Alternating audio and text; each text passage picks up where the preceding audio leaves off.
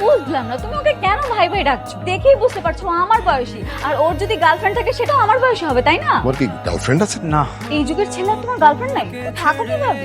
দুদিন ধরে তুই টিউশনে যাচ্ছিস না, ঘটনা কি বলতো? যে মেয়েটাকে আমি পড়াতাম সেই মেয়েটা একটা ছেলের সাথে পালিয়ে গেছে। তোর ছাত্রী অন্য একটা ছেলেকে পটিয়ে প্রেম করে পালিয়ে গেল, কিচ্ছু করতে পারলি না? আমি এখানে কি করব? অন্তত প্রেম তো করতে পারতি নাকি? সবার কি সুন্দর গার্লফ্রেন্ড আছে, তোর কোনো গার্লফ্রেন্ড নাই কেন বলতো? তোর কি মেয়েদের দেখতে পছন্দ হয় না বাবা? যখনই আমি মেয়েদের কাছে যাই কিছু বলতে পারি না। রাস্তা দিয়ে যদি কোনো সুন্দর মেয়ে হাঁটে মানে তোর পছন্দ হয়, ইচ্ছে করে ধাক্কা মারবি, তারপরে দেখবি যে আস্তে আস্তে কথা বলা শুরু হয়ে গেছে। তুমি মা হয়ে আমাকে প্রেমের বুদ্ধি দিচ্ছ? হ্যাঁ দিচ্ছি। ওকে মারছেন কেন আপনারা? ছেলেটা ইচ্ছা করে মেয়ের শরীরে ধাক্কা মারছে।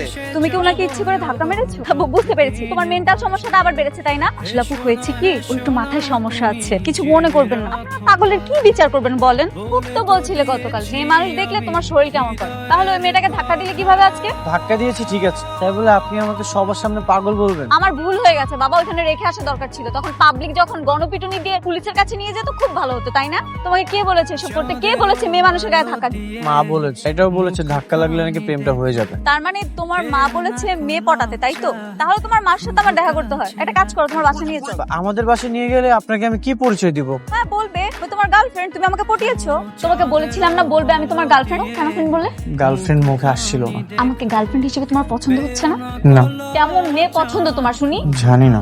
আজকে বাসায় যে মেয়েটা আসছিল তার কাছে ঠিক মেয়েটাকে আমার খুব পছন্দ হয়েছে রে। আমার অনেক পছন্দ হয়েছে। এই তুই মেয়েটাকে বলেছিস? না বলিনি, বলার জন্য তো চিঠি লিখেছি।